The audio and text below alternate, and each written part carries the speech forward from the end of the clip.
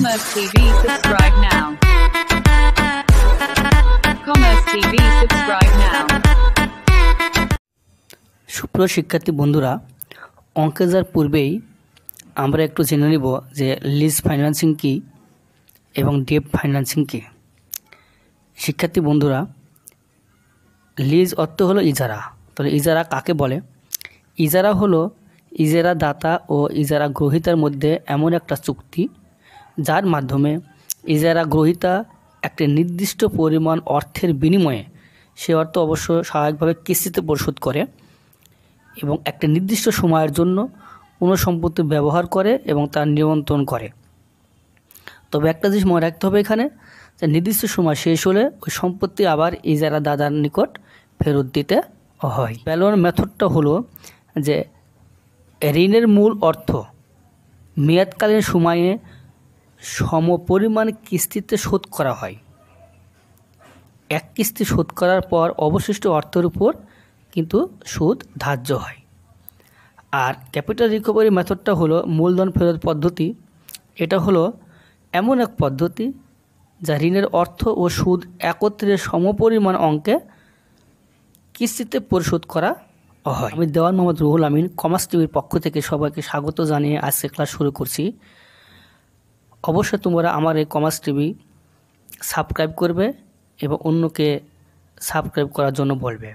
এখানে BBA, MBA, BBS, previous, masters সকল শ্রেণীর অঙ্ক সম্পৃক্ত সকল সাবজেক্টগুলো আপডেট দেওয়া হয়। শিক্ষার্থী বন্ধুরা, আমি এখন প্রশ্নটা পড়ছি। প্রশ্নে কী বলা রয়েছে?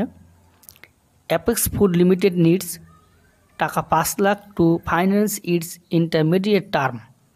অর্থাৎ অ্যাপেক্স ফুড কোম্পানি 5 লাখ টাকা মধ্যমেয়াদী অর্থায়ন করতে চায়।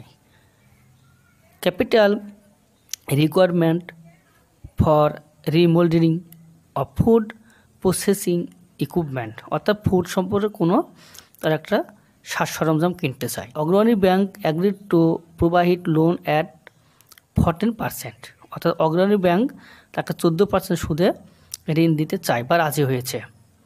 দি loan has to be paid in next 5 year, এবং লোনের টাকাটা সে 5 বছরে শোধ করবে।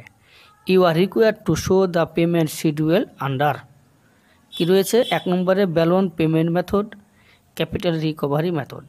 তাহলে বলছে এখানে যে ব্যালন পেমেন্ট মেথডে কীভাবে সুদ করতে হবে তার সুদের তালিকা বা প্রধান তালিকা, এবং ক্যাপিটাল রিকভারি মেথডে কীভাবে তা লোনের টাকাগুলো শোধ করবে তারও কিন্তু একটা তালিকা চেয়েছে। তাহলে শিক্ষার্থী বন্ধুরা, তোমরা লক্ষ্য করো অঙ্কের নিচে কিন্তু সমাধান দেওয়া রয়েছে। আমি সমাধানটা বলে দিচ্ছি। তোমরা জানো যে ব্যালন পেমেন্ট মেথডে প্রথমে আমাদের কিন্তু প্রিন্সিপাল পেমেন্ট অর্থাৎ পিপি বের করে নিতে হয়। তো পিপি কীভাবে বের করে নিতে হয়? পিপির সূত্র হলো amount of loan divided number of installment. তো শিক্ষার্থী বন্ধুরা, এখানে অ্যামাউন্ট কত আছে আমার লোনের? 5 লক্ষ। ইয়ার কত? 5। তাহলে ভাগ করলে কত আসে? 1 লক্ষ টাকা। এবারে আমরা আসি হলো লোন পেমেন্ট শিডিউল, অর্থাৎ লোন পরিশোধ তালিকা। কিভাবে করব? তোমার লক্ষ্য করে একটা ছক দেওয়া রয়েছে। তাহলে প্রথমে ছকের শিরোনামগুলো আমাদের জানতে হবে বা নামগুলো জানতে হবে। দেখো প্রথমে লেখা আছে বাম দিক থেকে বলছি আমি ইয়ার, তারপরে বলা রয়েছে হলো দ্বিতীয় ঘরে বিবি। বিবি মানে হলো আমাদের এখানে বিগিনিং ব্যালেন্স। তারপরে হচ্ছে 3 নম্বর ঘরে পিপি মানে প্রিন্সিপাল পেমেন্ট, তারপরে হচ্ছে ইন্টারেস্ট, তারপরে 5 নম্বর ঘরে লেখা রয়েছে এএলপি অ্যানুয়াল লোন পেমেন্ট। পরে দেখো লক্ষ্য করে লেখা রয়েছে বিবি, পরে দেখো লক্ষ্য করে লেখা রয়েছে ইবি। ইবি হলো এন্ডিং ব্যালেন্স।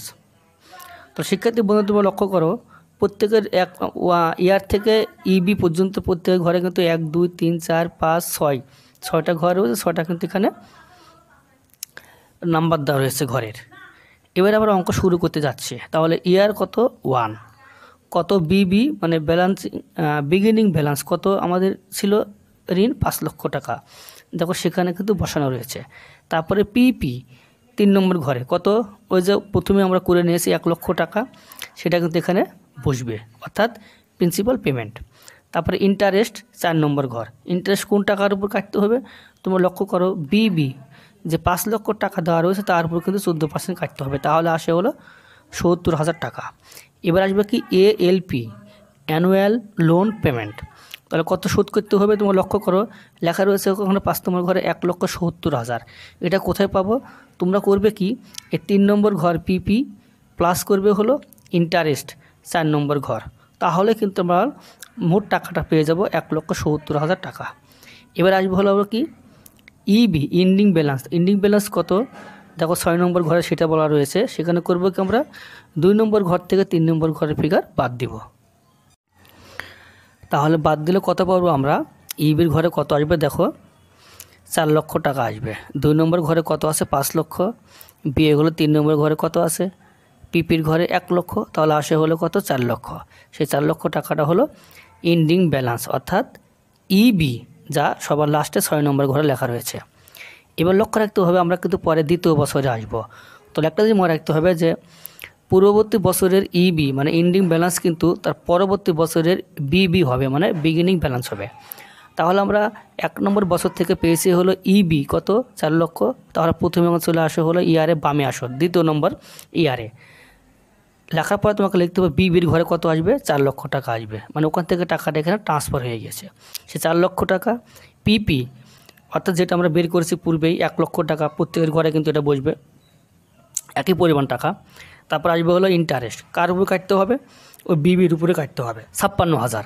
তারপর আসবে হলো ALP, অ্যানুয়াল লোন পেমেন্ট। বার্ষিক যে লোনটা পেমেন্ট করছি সেটা কীভাবে করছি তো মনে রাখতে হবে যে আমরা যে মোট পেমেন্ট যেটা করব সে টাকা প্লাস তার সঙ্গে সুদটা যোগ করতে হবে।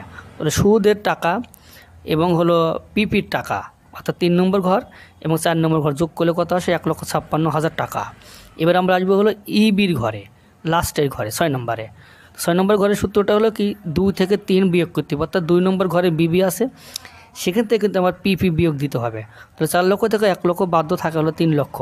তাহলে এর নাম হলো কি ইবি। এই ইবিটা নিয়ে আসো তৃতীয় বছরে বামে বিবির ঘরে নিয়ে আসো, বিগিনিং ব্যালেন্সের ঘরে 3 লক্ষ টাকা বসিয়ে দাও। এবার পিপি কত আসবে আমাদের? 1 লক্ষ টাকা।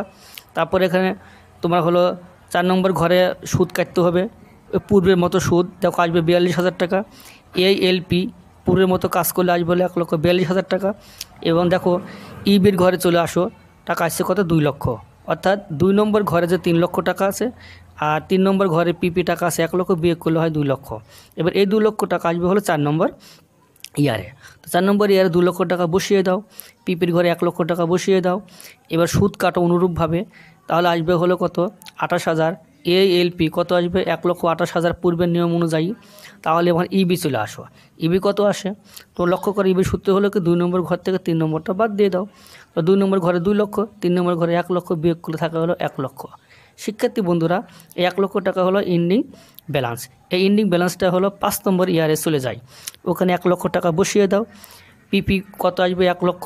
তাহলে তোমাদের লক্ষ্য রাখতে হবে এখানে আমাদের সুদটা কাটতে হবে কার উপরে? বিবির উপরে। দ্বিতীয় ঘরের 1 লক্ষ টাকার উপর সুদ কাটো 14%, আসে 14,000। তাহলে এখন ALP কত হবে? 3 নম্বর ঘর যোগ 4 নম্বর ঘর কত আসে? 3 নম্বর ঘরে কত আসে? 1 লক্ষ। 4 নম্বর ঘরে কত আসে? 14,000, যোগ করলে আসে হলো 1,14,000। শিক্ষার্থী বন্ধুরা তাহলে এখন তোমরা লক্ষ্য করো পরে যা আছে ইবির ঘরে লেখা আছে এখানে নীল, অ্যাকচুয়ালি এখানে কিন্তু আর ব্যালেন্স থাকছে না, এটা নীলই হবে। কেন নীল হবে? 6 নম্বর ঘরে ইবির ঘরের সূত্রটা হলো কি 2 নম্বর ঘর থেকে 3 নম্বরটা বাদ দিতে হবে, অর্থাৎ বিবি থেকে আমাদের পিপি বাদ দিতে হবে। তাহলে বিবি 1 লক্ষ টাকা, পিপি কত? 1 লক্ষ টাকা, তাহলে 0 থাকে, যার জন্য কিন্তু ইবি লাস্টে 6 নম্বর ঘরে কিন্তু নীল হয়েছে। এবং এই ব্যালন পেমেন্ট মেথডে কিন্তু সর্বশেষ ইয়ারে কিন্তু ঠিক এই পর্যায়ে আসে ওই লাস্টের ইবির ঘরে কিন্তু নীল হবে। যদি নীল না হয় তো বুঝতে হবে কোথায় অঙ্ক ভুল হয়ে গেছে। Commerce TV, subscribe now. সেখানে loan repayment under capital recovery method, annual loan payment, অর্থাৎ আমাদের সর্বপ্রথমে কিন্তু বার্ষিক লোন পেমেন্টটা বের করে নিতে হবে, যার জন্য একটা সূত্র প্রয়োগ করা রয়েছে। তুমি লক্ষ্য করো পিভি সমান PMT, ডান একটা সূত্র প্রয়োগ করা রয়েছে। এই পিভি মানে হলো প্রিন্সিপাল ভ্যালু অথবা প্রেজেন্ট ভ্যালু, PMT এর অর্থ হলো পেমেন্টকে সংক্ষিপ্তভাবে লেখা রয়েছে। তাহলে শিক্ষার্থী বন্ধুরা এখানে যে সূত্র প্রয়োগ করা হচ্ছে সেই সূত্রে কিন্তু আমরা এখন একে একে মান বসাবো। তাহলে দেখো তোমরা লক্ষ্য করো পরে বলা হচ্ছে কি और 5 লক্ষ টাকা, অর্থাৎ পিভি বা প্রিন্সিপাল পেমেন্ট কত আমাদের, প্রিন্সিপাল লোন কত আমাদের 5 লক্ষ টাকা, সেটা বসানো হয়েছে। সমান লেখা আছে কত পেমেন্ট। আজ অ্যাকচুয়ালি কিন্তু পেমেন্ট এখানে নাই, আমাদের বের করতে হবে, সেই পেমেন্টটা এখানে লেখা রয়েছে। তারপর সূত্র প্রয়োগ করা রয়েছে। এখানে যে সূত্রের যে মানগুলো আছে সেই মানগুলো কিন্তু একে একে আই, এন, আর এগুলো মান একে একে বসাইতে হবে।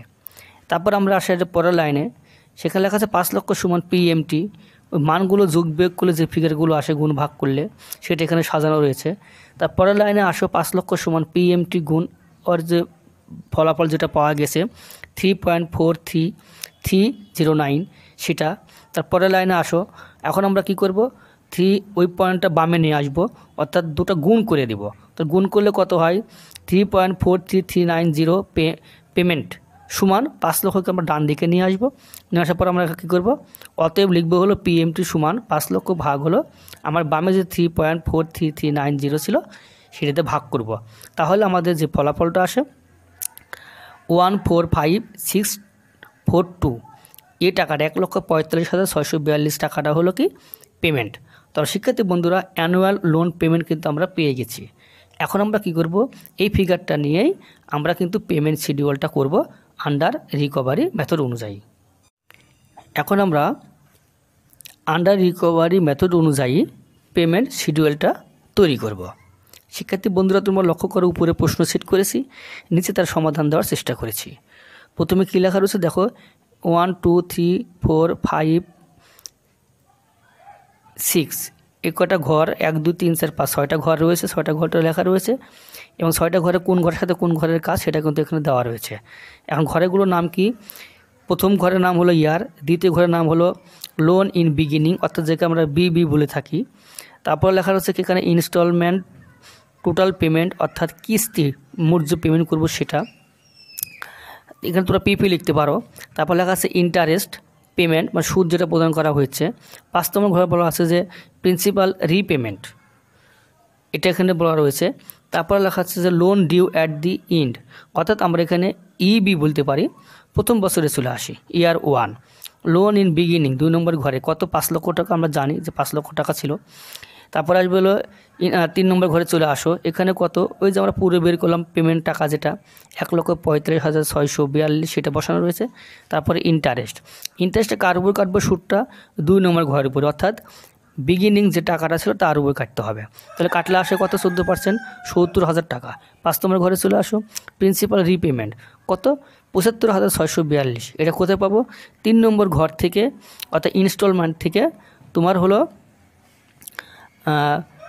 4 নম্বর ঘর ইন্টারেস্ট বাদ দিতে হবে, তাহলে যে ফিগার হয় সেটা হলো 74,642। এবার 6 নম্বর ঘরে চলে আসো, loan due at the end, এখানে কত আসবে 2 নম্বর ঘর থেকে 5 নম্বর তথ্যটা বাদ দাও। 2 নম্বর ঘরের নাম কি বিগিনিং, আর 5 নম্বর ঘরের নাম কি ছিল প্রিন্সিপাল রিপেমেন্ট, এখান থেকে বাদ দাও ফিগারটা, তাহলে আসবে হলো 4,24,358। শিক্ষার্থী বন্ধুরা, যেহেতু এটা এন্ডিং ব্যালেন্স, পরবর্তী বছরে কিন্তু এটা আবার বিগিনিং ব্যালেন্স হয়ে যাবে, তাহলে এটা তুমি পরবর্তীতে আবার দ্বিতীয় বছরে নিয়ে আসো, যে বসিয়ে দাও। তারপরে এর ইনস্টলমেন্ট যে বা পেমেন্ট কত, প্রত্যেক বছরে কিন্তু একই টাকা বসাইতে হবে, যে আমরা ওয়ার্কিংয়ে করেছি পূর্বে, সেটা ওখানে বসিয়ে দাও। তারপরে তোমার আসে হলো 4 নম্বর ঘরে সুদ কাটো 14%, বিগিনিং 2 নম্বর ঘরের উপরে। তারপরে প্রিন্সিপাল পেমেন্ট ওখানে 86,231 আসবে। তারপরে তোমার হলো 6 নম্বর ঘরে যেটা আছে 3,38,127 পূর্বের ন্যায় আসবে। এবার 3,38,127 আবার তৃতীয় বছরে চলে আসো, বসিয়ে দাও বিগিনিংয়ের ঘরে।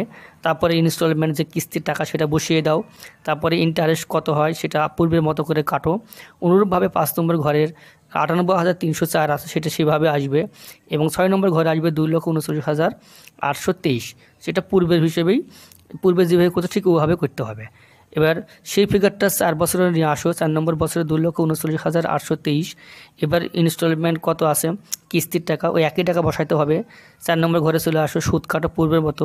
5 নম্বর ঘরে চলে আসো, 1,12,066 টাকা আসবে, এবং 6 নম্বর ঘরে চলে আসো, আসবে হলো 1,27,757, অর্থাৎ 2 নম্বর থেকে 5 নম্বর ঘরের ফিগার বাদ দিতে হবে, তাহলে এটা আসবে। এই 1,27,757 আবার 5 নম্বর ঘরে চলে আসো, 5 নম্বর ইয়ারে নিয়ে চলে আসো। 4 নম্বর ইয়ারের লাস্টের 6 নম্বর ঘর যেটা ছিল loan due at the end, এখানে যে 1,27,757 পেলাম সেটা সর্বশেষ 5 নম্বর ইয়ারে নিয়ে আসার পরে বিগিনিং ঘরে বসে দাও 1,27,757। এবার ইনস্টলমেন্ট কত, পূর্বের মতো ইন্টারেস্ট কাটো সেই সেম পদ্ধতিতে। তারপরে আসবে হলো প্রিন্সিপাল রিপেমেন্ট, এখানে আসবে হলো 1,27,757। ওখানে বলা আছে 3 নম্বর ঘর বিয়োগ হলো 4 নম্বর ঘর। 3 নম্বরে ছিল 1,35,642, 4 নম্বর ঘরের বাদ দেওয়া 17,885। তাহলে এই ফিগারটা চলে আসার পরে লক্ষ্য করবে শিক্ষার্থী বন্ধুরা 6 নম্বর ঘরের লাস্টে ডান সাইডে সেখানে কিন্তু 5 নম্বর ইয়ার বরাবর কিন্তু 0 বা নীল লেখা রয়েছে। কারণটা হলো কি যে আমাদের 6 নম্বর ঘরে যে ডানে রয়েছে তার সূত্রটা কি, সেটা হলো কি 2 নম্বর থেকে 5 নম্বর তথ্যটা বাদ দিতে হবে। 2 নম্বরে কত ছিল 5 নম্বর ইয়ার বরাবর 1,27,757 এবং 5 নম্বর ঘরে কত ছিল 1,27,557। তাহলে দুটো বিয়োগ করলে 0 হয়, যার জন্য কিন্তু এখানে ফিগারটা নীল রয়েছে। Commerce TV, subscribe now.